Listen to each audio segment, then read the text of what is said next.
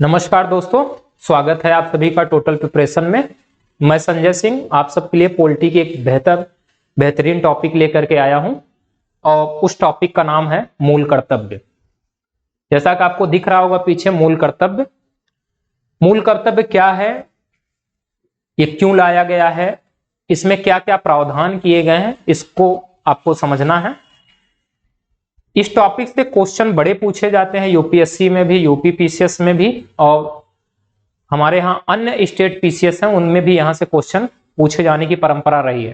हालांकि बड़ा छोटा सा टॉपिक है, लेकिन इसमें जो हमें मूल कर्तव्य प्रदान किए गए उन मूल कर्तव्यों की जो लिस्ट दी जाती है उस लिस्ट से क्वेश्चन पूछ लिए जाते हैं। तो सबसे पहले हम लोग ये देखते हैं कि मूल कर्तव्य में क्या क्या पढ़ा जाएगा, इसको समझ लेते हैं, फिर हम लोग आगे बढ़ते हैं। तो मूल कर्तव्य में ऐसी क्या क्या चीजें पढ़नी है ये देख लेते हैं। तो टॉपिक का नाम जैसे आपको दिख रहा है कि मूल कर्तव्य है, तो हम लोग पढ़ेंगे क्या, मूल कर्तव्य, फंडामेंटल ड्यूटीज इसको बोला जाता है। अब अगर इसकी बात करें तो इसका वर्णन जो मिला हुआ है भाग 4 के क में अनुच्छेद 51 के क में किया गया है। 51 क में आपको दिखाई देगा। इसका वर्णन कहां किया गया है, मूल कर्तव्य का भाग 4 के क में अनुच्छेद 51 के क में इसका वर्णन किया गया। इसके बारे में हम लोग देखें तो सबसे पहले पढ़ना क्या क्या है इनको समझ लेते हैं। तो इसके बारे में जो हम लोगों को पढ़ना है तो सबसे पहले तो ये पढ़ना है कि आखिर ये है क्या। तो सबसे पहले हम लोग इसका एक परिचय देख लेते हैं कि आखिर ये है क्या। तो सबसे पहले हम इसका परिचय पढ़ लेंगे और परिचय पढ़ने के बाद जो मूल कर्तव्य हमें दिखाए गए हैं वो मूल कर्तव्य कौन कौन से हैं। तो मूल कर्तव्यों का उल्लेख इसमें करेंगे कि कौन कौन से मूल कर्तव्य हमें प्राप्त हुए हैं, तो ये देख लेंगे। और तीसरे नंबर पर हम लोग देख लेंगे कुछ विविध तथ्य, इससे संबंधित कुछ महत्वपूर्ण तथ्य देख लेंगे, विविध तथ्य जिसको हम लिख सकते हैं। तो इतनी चीजें आपको इसमें ध्यान रखनी है, तो ये देख लेंगे। तो सबसे पहले हम लोग इसमें परिचय देखते हैं आखिर ये है क्या। तो हमारे यहाँ क्या किया गया कि जिस समय भारतीय संविधान बना 1946 में बनना शुरू हुआ था, 1950 में जाकर के उसको लागू किया गया था। हालांकि 1949 में 26 नवंबर 1949 को अंतिम रूप से बनकर के हमारा संविधान तैयार हो गया था। आगे चलकर को 26 जनवरी 1950 को संविधान लागू किया गया। उससे पहले अगर हम बैकग्राउंड में जाएं तो हमारे यहाँ ब्रिटेन की सरकार शासन कर रही थी, और ब्रिटेन की सरकार जब शासन कर रही थी तो भारत के लोग गुलामी के जंजीरों में जकड़े हुए थे। वहां उनको अधिकार कम मिले थे जबकि कर्तव्य ज्यादा करना पड़ता था। तो जब भारत देश आजाद हुआ तो भारत देश आजादी के बाद हमारे जो कानून विद लोग थे, जो संविधान के निर्माता थे, उनको ये लगा कि भारत के लोगों को अभी अधिकार देने की जरूरत है, कर्तव्य की जरूरत नहीं है। तो भारतीय संविधान ने क्या किया कि हमें भाग 3 में बहुत सारे अधिकार प्रदान किए, जो वर्तमान में भी आप देखेंगे फंडामेंटल राइट में 6 मूल अधिकार मिले हुए हैं। आगे चल करके जिस प्रकार से राज्य ने नागरिकों को अधिकार प्रदान किया, उसी प्रकार नागरिकों के भी राज्य के प्रति कुछ कर्तव्य होने चाहिए, आगे चल करके जरूरत पड़ने लगी। 1950 में जब हमारे संविधान लागू हुआ तो 1950 से लेकर के आगे चल करके 1976 तक आते आते हमें लगने लगा कि भारत के संविधान में नागरिकों के भी कुछ मूल कर्तव्य होने चाहिए, क्योंकि अभी तक तो अधिकार हमने प्रदान कर दिया था, कुछ उनको मूल कर्तव्य भी मिलना चाहिए, क्योंकि अधिकार के चक्कर में कहीं अपने कर्तव्य न भूल जाएं। तो ऐसा किया गया। तो हमारे यहां क्या हुआ ना कि मूल अधिकारों की जब आवश्यकता महसूस हुई यहां पे, तो हम परिचय के तहत इसको बात करते हैं कि जब आवश्यकता हमारे यहां महसूस हुई तो हमारे यहां आपको ऐसे ही दिख रहा है कि मूल संविधान में क्या है कि मूल संविधान जब बना, मूल संविधान में फंडामेंटल ड्यूटीज का उल्लेख नहीं था। एक तो पॉइंट आपको यह समझ में आ रहा है, उल्लेख नहीं था, तो जरूरत हमें आगे पड़ी। तो फंडामेंटल ड्यूटीज तो मूल संविधान में था नहीं, लेकिन हमें जरूरत पड़ी। और जब जरूरत इस सेंस में हुई कि भारत के नागरिकों को कुछ अधिकार के साथ साथ कर्तव्य भी मिलने चाहिए, कि भारत के नागरिक का राज्य के प्रति भी तो कुछ कर्तव्य होता है, इस देश के प्रति भी तो कुछ कर्तव्य होता है। अगर ये राज्य आपको अधिकार दे रखा है तो कुछ राज्य के प्रति कर्तव्य भी आप दिखाइए। तो हमें जरूरत महसूस हुई, और जब हमें जरूरत महसूस हुई तो हमने सोवियत संघ से ऐसा लिया, हमने भूतपूर्व सोवियत संघ से हमने फंडामेंटल ड्यूटीज को लिया हुआ है। तो अगर सोर्सेज आता है तो मूल कर्तव्य हमने किस देश से लिया हुआ है, तो हमने लिया है भूतपूर्व सोवियत संघ से। फिर हमने भूतपूर्व सोवियत संघ से लिया, और एक कमेटी हमारे यहां बनाई गई, सरदार स्वर्ण सिंह कमेटी। सरदार स्वर्ण सिंह कमेटी बनाई गई। अब ये सरदार स्वर्ण सिंह कमेटी बनाई गई 1976 में। तो सरदार स्वर्ण सिंह कमेटी जो हमारे यहां बनाई गई, इस कमेटी को यह बोला गया था कि आप ये जांच करें कि भारत के नागरिकों को कौन कौन से मूल कर्तव्य सौंपने चाहिए, यह इनसे पूछा गया। तो सरदार स्वर्ण सिंह कमेटी ने क्या किया कि एक रिपोर्ट दिया, और उस रिपोर्ट में बोला कि भारत के नागरिकों को 8 प्रकार के मूल कर्तव्य, 8 प्रकार के फंडामेंटल ड्यूटीज मिलने चाहिए। ऐसा इसने रिपोर्ट में अपने दिया कि कितने प्रकार के मिलना चाहिए, 8 प्रकार के फंडामेंटल ड्यूटीज मिलनी चाहिए। भारत सरकार ने क्या किया कि सरदार स्वर्ण सिंह कमेटी ये जो बनाई गई थी इसको ध्यान में रखा, और सरदार स्वर्ण सिंह कमेटी को ध्यान में रखते हुए हमारे यहाँ 42वां संविधान संशोधन अधिनियम लाया गया 1976 में ही। तो 42वां संविधान संशोधन जब अधिनियम लाया गया, उस अधिनियम के माध्यम से हमने मूल कर्तव्य को अंतः स्थापित किया। तो सरदार स्वर्ण सिंह कमेटी को आधार बना करके ऐसे हम कह सकते हैं, सरदार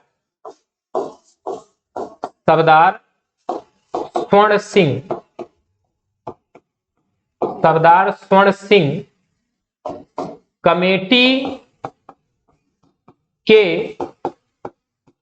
सिफारिशों के आधार पर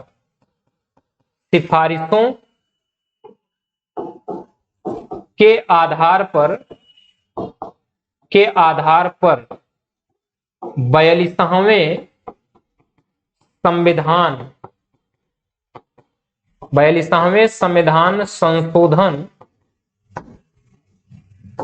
अधिनियम 1976 के द्वारा संविधान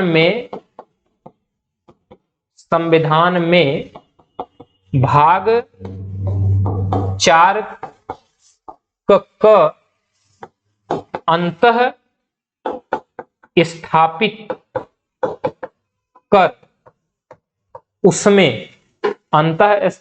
कर उसमें अनुच्छेद 51 क अंतःवेशित किया गया।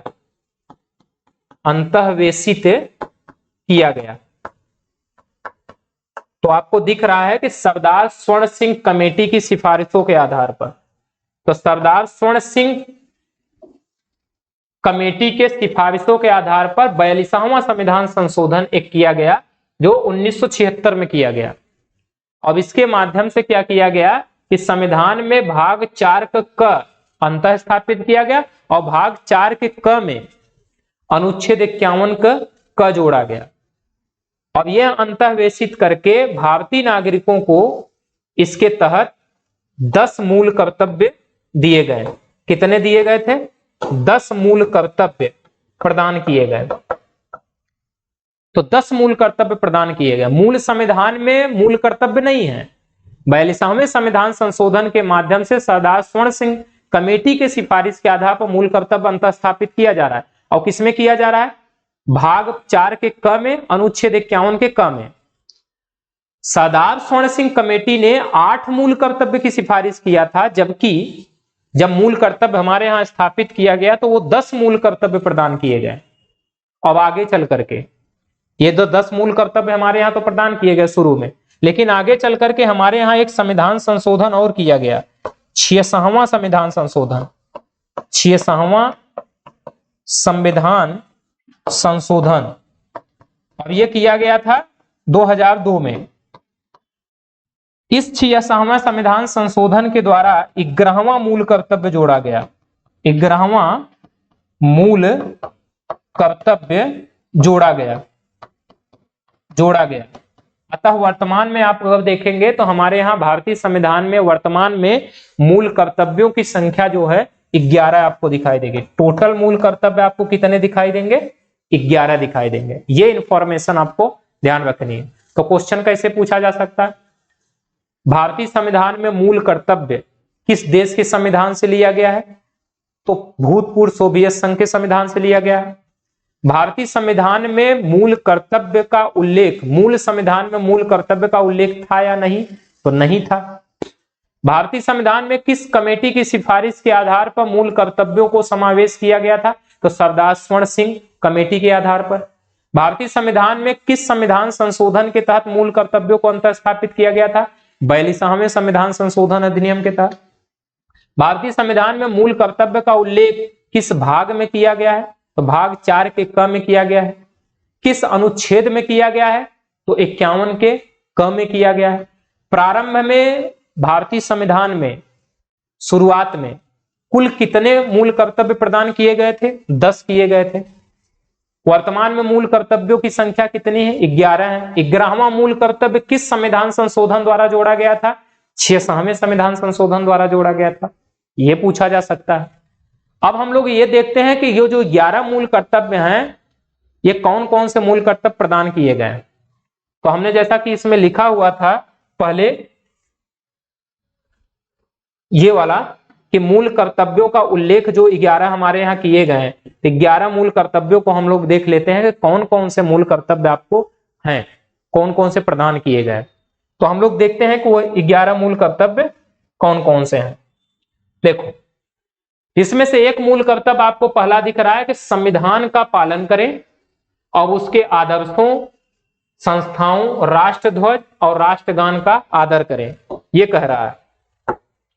तो पहला नंबर पर कह रहा है कि हम संविधान का पालन करें। यह आपका मूल कर्तव्य है कि आप संविधान जो हमारे यहां बना है उसका क्या करें? पालन करें। फिर आप क्या करें?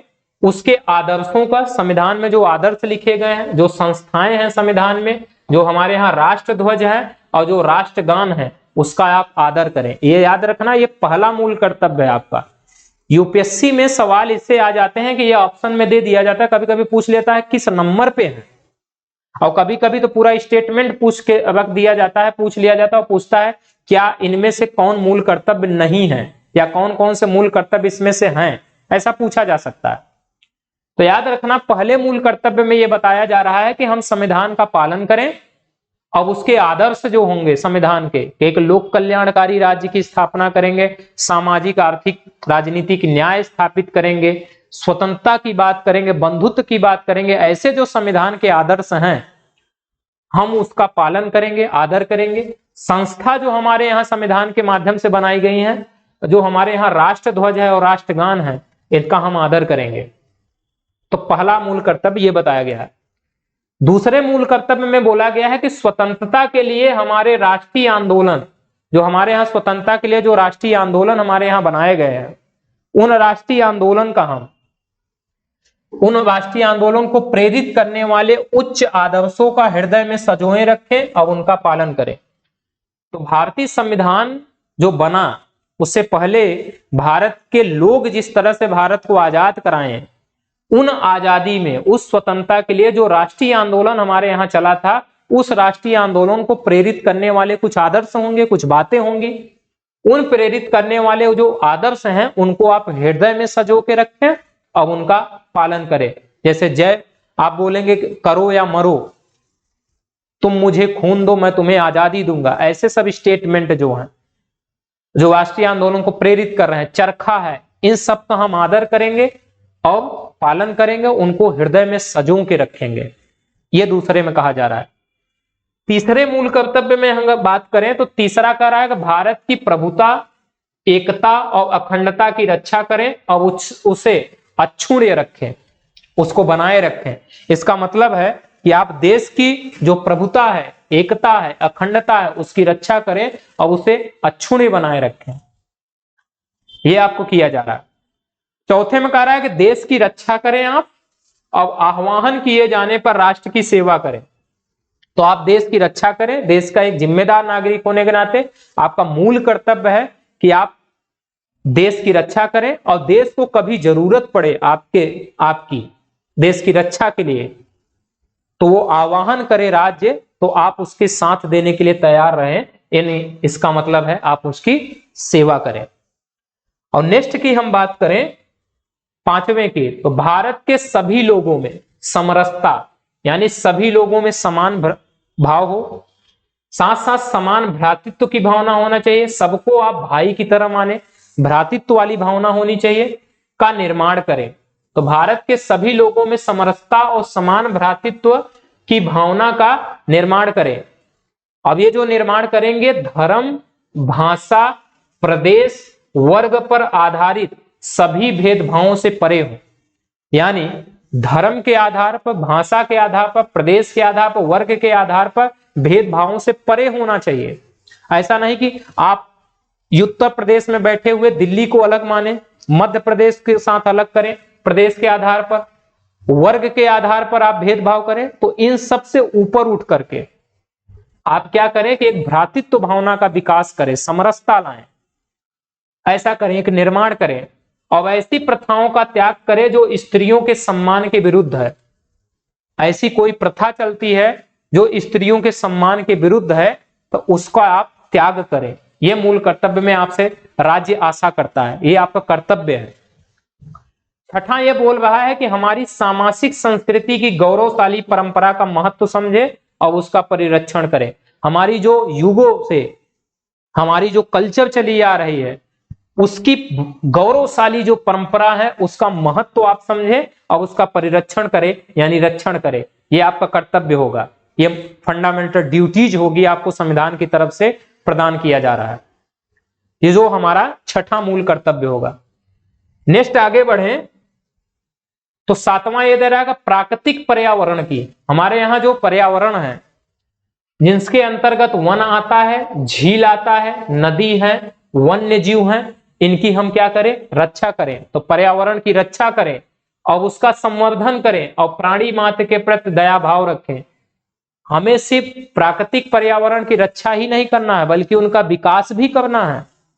पेड़ पौधे अच्छे से आपको लगाने हैं और उसके बाद जो हमारे यहाँ प्राणी हैं, वन्य जीव हैं, जो हमारे यहाँ हम मानव के अतिरिक्त जो अन्य जीव हैं उनकी क्या करें, उनके प्रति दया भावना की भाव रखें। जैसे हमारे यहाँ पर्यावरण में क्षति को देखते हुए नील गाय समाप्त हो रहे हैं, बहुत सारे हमारे यहाँ जानवर समाप्त हो रहे हैं, तो उन प्राणी मात्र के पास दया भाव रख करके उनकी रक्षा करें, परिरक्षण करें, क्योंकि उनसे भी तो चलेगा ये। फिर आठवां है कि वैज्ञानिक दृष्टिकोण, मानववाद, ज्ञानार्जन तथा सुधार की भावना का विकास करें। आप अपने अंदर वैज्ञानिक दृष्टिकोण पैदा करें, ऐसी दृष्टिकोण हो जो तार्किक हो, क्रमबद्ध होना चाहिए, व्यवस्थित होना चाहिए, ऐसी विचारधाराओं का विकास करें आप अपने माइंड में। मानववाद की सोच पैदा करें, हर मानव अपना है, मानवता की विचारधारा अपने अंदर लाएं, ज्ञानार्जन करें, ज्ञान प्राप्त करें आप, और अपने आप में सुधार करें। ऐसा करके आप अपना विकास करें, ऐसा ये चाहता है मूल कर्तव्यों में से। फिर बात करें आगे तो ये दे रहा है नौवां कि सार्वजनिक संपत्ति को सुरक्षित रखें। जो सार्वजनिक संपत्ति है सरकार की तरफ से है, उस सार्वजनिक संपत्ति की आप क्या करें, सुरक्षित रखें और हिंसा से दूर रहें, जीवों को न मारें, आप हिंसा से दूर रहें और सार्वजनिक संपत्ति को सुरक्षित रखें। नेक्स्ट कह रहा है कि व्यक्तिगत और सामूहिक गतिविधियों के सभी क्षेत्रों में उत्कर्ष की ओर बढ़ने का सतत प्रयास करें, जिससे राष्ट्र निरंतर बढ़ते हुए उपलब्धि की नई ऊंचाइयों को छू सके। तो आप समझे कि व्यक्तिगत स्तर पर साथ साथ सामूहिक गतिविधियों के सभी क्षेत्रों में जो उत्कर्ष की ओर आगे की तरफ बढ़ रही है उसमें आप सतत प्रयास करें और जिससे राष्ट्र निरंतर आगे बढ़ सके। ये आपको कर्तव्य सौंपे गए। फिर अगर बात करें आगे तो 11वां जो लास्ट मूल कर्तव्य हमें है वो कह रहा है, जो इसको 66वें संविधान संशोधन द्वारा जोड़ा गया था। 66वां संविधान संशोधन द्वारा, हमने शुरू में ही आपको बताया, संविधान संशोधन अधिनियम द्वारा। और कब जोड़ा गया? तो 2002 में जोड़ा गया। इसके माध्यम से 11वां मूल कर्तव्य जोड़ा गया। अब इसमें बोला गया कि जो माता पिता या संरक्षक हो वे 6 से 14 वर्ष की आयु के यथास्थिति अपने बच्चे अथवा प्रतिपाल्य को शिक्षा प्राप्त करने के अवसर प्रदान करेंगे। तो भारतीय संविधान का अनुच्छेद आप देखेंगे तो 21 का 6 वर्ष से 14 वर्ष तक के बच्चों को निःशुल्क शिक्षा का अधिकार प्रदान करता है। तो माँ बाप का भी कर्तव्य होना चाहिए कि वो 6 से 14 वर्ष तक के बच्चों को शिक्षा प्रदान करने के अवसर प्रदान करें, क्योंकि आप जब अवसर प्रदान करेंगे तब राज्य उनको शिक्षा दे पाएगा। तो ये आपको करना है। इस तरह से 11 मूल कर्तव्य राज्य को की तरफ से हमें मिले हुए हैं। फिर आगे हम बात करते हैं तो राज्य की तरफ से जो हमें 11 मूल कर्तव्य मिले हुए हैं, इनका अगर हम पालन नहीं करते हैं तो क्या होगा? तो हम यही पे बताते हैं, जो आपको विविध तथ्य हमने वहां पे बता रखा था कि विविध तथ्य में हम लोग क्या पढ़ेंगे। तो विविध तथ्य में हम लोग ये देखेंगे विविध तथ्य। तो विविध तथ्य में पहली बात तो आप ये याद रखना कि मूल अधिकार न्यायालय द्वारा प्रवर्तनीय नहीं है। न्यायालय द्वारा प्रवर्तनीय नहीं है, प्रवर्तनीय नहीं है, इनफोर्सेबल नहीं है। प्रवर्तनीय का मतलब होता है इनफोर्सेबल।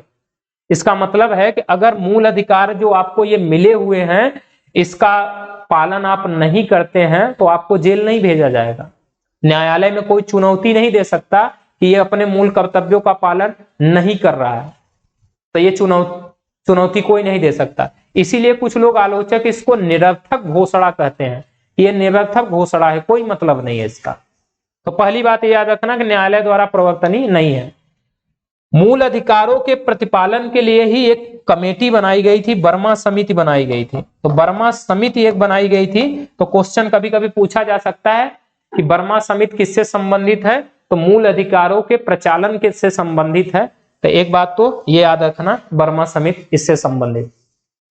इतनी बातें आपको, 2 चीजें इसमें याद रखना है। ये छोटी सी टॉपिक थी, आप इसको ध्यान रखिएगा। इतने में अगर कोई क्वेश्चन इससे आता है तो आपका इतने में क्वेश्चन हो जाएगा। तो मिलते हैं नेक्स्ट क्लास में। Thank you.